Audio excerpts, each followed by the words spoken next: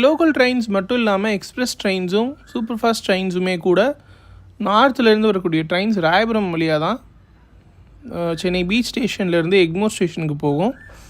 So அப்படி வரக்கூடிய ஒரு எக்ஸ்பிரஸ் ட்ரெயின் பாருங்கள், ஸ்லோவாக வந்து போகுது. ஏன்னா வந்து இங்கே பிரிட்ஜ் இருக்குது அப்படிங்கிறதுனால ரொம்ப மெதுவாக அந்த ட்ரெயின் கிராஸ் ஆகக்கூடிய அந்த காட்சிகள் பார்க்குறதுக்கே ரொம்ப ரம்மியமாக இருக்குது பாருங்கள். ஹார்பரோட வியூ நமக்கு 360 டிகிரியில் தெரியுது.